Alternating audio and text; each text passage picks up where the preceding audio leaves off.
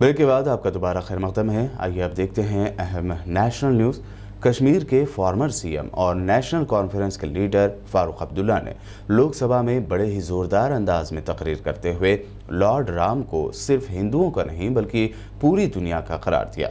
इसी तरह उन्होंने कुरान पाक को लेकर भी कहा कि मुसलमान कुरान को सीने से लगाकर कहते हैं कि ये सिर्फ मुसलमानों का है, बल्कि ऐसा नहीं, कुरान पूरी दुनिया के लिए है। थैंक यू डॉक्टर साहब। आप कहते क्या राम सिर्फ आपका है? राम तो विश्व का राम है, याद रखिए। और अगर वो विश्व का राम है तो हम सबका राम है। मगर आप लोग राम को बैठे हुए बस जिस तरह हम मुसलमानों ने कुरान को यहां लगा रखा है और कहते हैं ये कुरान सिर्फ हमारा है। कुरान हमारा नहीं, कुरान सबके लिए। प्लीज कंक्लूड डॉक्टर साहब, प्लीज। बाइबल सबके। It's very good not to conclude. सुन लीजिए मेरी बात। छोड़, 2 मिनट प्लीज। 2 मिनट बोलना चाहिए। 1 घंटा बोलने दीजिए उनको। मुझे 2 मिनट बोलने दीजिए बस। मैं आपसे गुजारिश करूंगा 5 सबको साथ चलाइए और साथ को चला के हम लोग इस दुनिया को बना सकते हैं और विश्व को दिखा सकते हैं कि हमारे पास क्या चिराग है। चाइना का नाम नहीं लेने का पीएम मोदी पर इल्ज़ाम लगाते हुए लोकसभा में एमआईएम सुप्रीमो असदुद्दीन ओवैसी ने अपना खिताब शुरू किया, जिसमें उन्होंने चीन की भारत की सरहद में दाखिल अंदाजी को लेकर कई चुभते हुए सवाल मोदी सरकार से पूछे। और मैं अपनी बात का आगाज उस मुल्क का नाम लेकर करना चाहता हूं जिसका नाम लेने से हमारे मुल्क के वज़ीर आज़म डरते हैं और कांपते हैं। उस मुल्क का नाम चाइना है।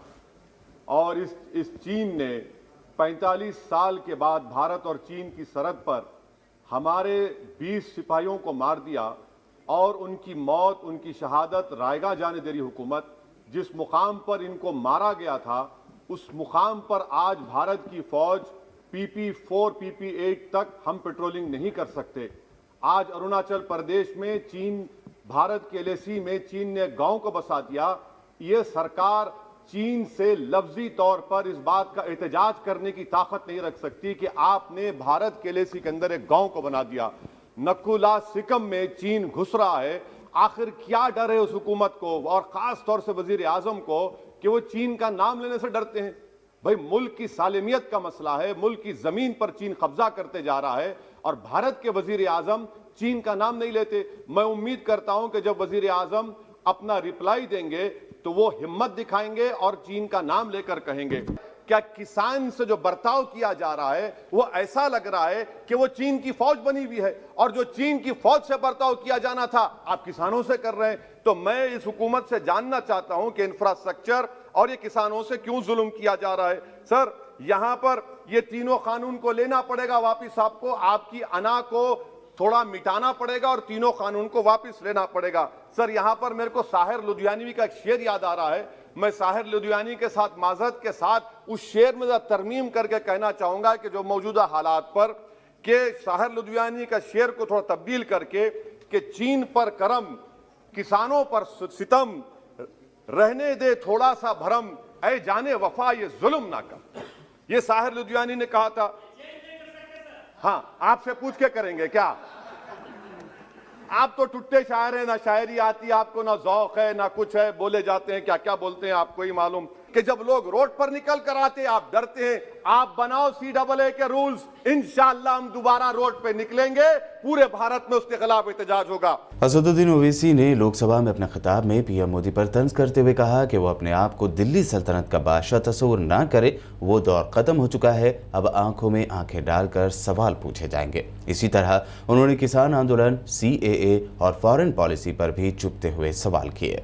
और वजीर आजम या कोई बरसर इख्तिदार जमात के लोग अगर आंदोलन जीवी पैरासाइट का लफ्ज इस्तेमाल करेंगे तो मैं याद दिलाना चाहता हूं सर आपके जरिए से इस हुकूमत को कि हिटलर ने जर्मनी में यहूदियों के खिलाफ इनको कॉकरोचेस का, टर्माइट्स का, उसके बाद 20 मिलियन आप देखते हैं कि 2 मिलियन से ज्यादा यहूदियों को गैस के चैम्बर में डाला गया। इस तरह के अल्फाज इस्तेमाल करने से क्या आप भारत में वही जर्मनी की तारीख को दोहराना चाहते हैं? और सर आप सुन लीजिए। जी सर, थोड़ा बहुत क्या सर बोलते समय में। हाँ सर, जी सर, आप आगे ना सर, आप प्रोटेक्शन है मुझे। अब तो कोई फिक्र की बात नहीं, और खुल के बोल सकते सर। आप आ गए सर, स्पीकर आ गए सर, अब तो क्या है सर, आप हमारे लिए हैं सर। यहां पर आंदोलनजीवी आंदोलन नहीं करना। अरे किसी शायर ने अच्छा कहा था कि जिसमें ना हो इनकलाब मौत है वो जिंदगी, रूह है वम की हयात कश्मकश है इनकलाब। सर अब फॉरेन पॉलिसी पे आ जाइए। किसी ईना मीना डीका ने ट्वीट किया, आपने परेशान हो गए। ईना मीना डीका ने ट्वीट किया, आप खड़े हो गए। अरे कौन सी फॉरेन पॉलिसी है आपकी? भारत के अतराफ में जितने पड़ोसी हैं, चीन हमला किया, कौन सा एक पड़ोसी है जो चीन के खिलाफ बोलता है? बताइए। अरे ये कौन सी शादी की बारात है कि 18 लाख करोड़ टैक्स मिलता है और 36 लाख करोड़ ये सरकार खर्चती है? क्या शादी कर रहे हैं आप? वाह वाह, माने वाकई में आपकी इकोनॉमिक पॉलिसी को सलाम कि 18 लाख करोड़ टैक्स में मिलते हैं, 36 लाख आप लोग शादी में खर्चते हैं। मुबारक हो आपको, बड़ी शानदार घर है ये शादी का। के आंदोलन होगा, नाइंसाफी के खिलाफ आवाज उठेगी, संविधान को बचाया जाएगा। नरेंद्र मोदी भारत के वजीर आजम है, दिल्ली सल्तनत के बादशाह या जहां पनाह नहीं है। जिल्ले लाही का दौर खत्म हो चुका है, जहां पनाह का दौर खत्म हो चुका है। मोदी की आंखों में आंखें डालकर उनकी गलतियों को बोला जाएगा। इसलिए शायर ने कहा था कि जो चुप रहेगी ज़बान खंजर लहू पुकारेगा आस्ती का। बहुत बहुत शुक्रिया सर। कांग्रेस ने आज इल्जाम आयद किया है कि मोदी सरकार मुल्क के कुछ हवाई अड्डों को अपने इंडस्ट्रियलिस्ट दोस्तों के हवाले करने के बाद अब पिछले दरवाजे से मुल्क की अहम बंदरगाहों को भी प्राइवेट हाथों में देना चाहती है, यानी बंदरगाहों का भी प्राइवेटाइजेशन करना चाहती है।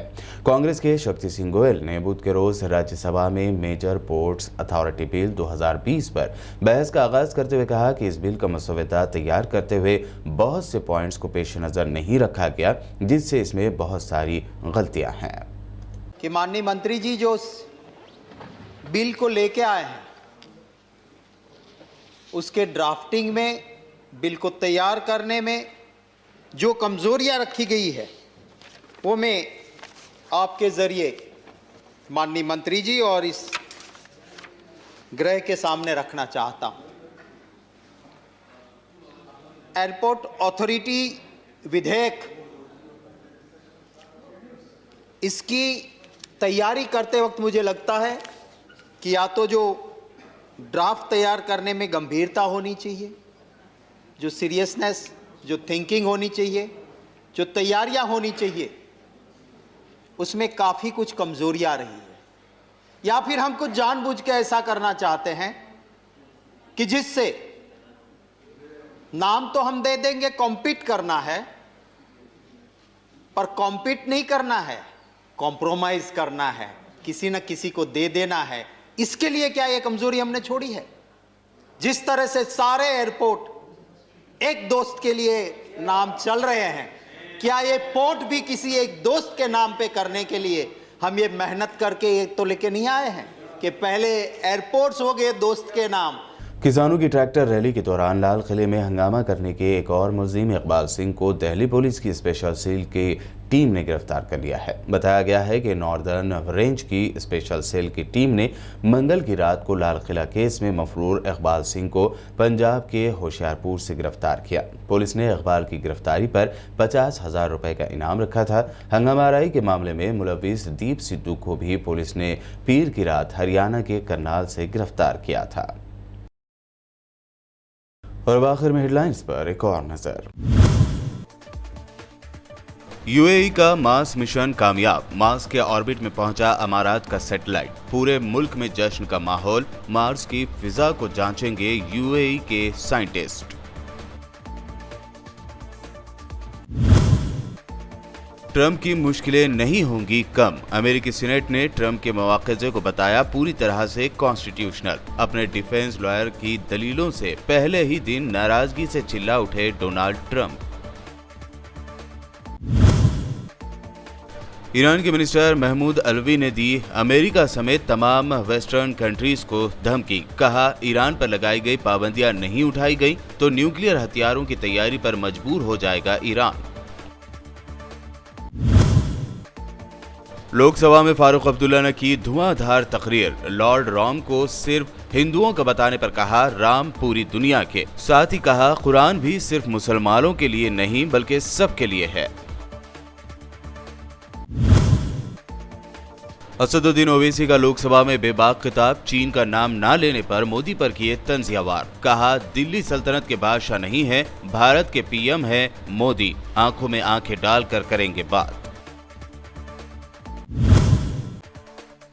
मुल्क की अहम पोर्ट्स यानी बंदरगाहों को प्राइवेटाइज करने का मोदी सरकार पर फिर लगा इल्जाम। कांग्रेस लीडर शक्ति सिंह गोयल ने कहा, अपने इंडस्ट्रियलिस्ट दोस्तों को फायदा पहुंचाने की है मोदी सरकार की तैयारी।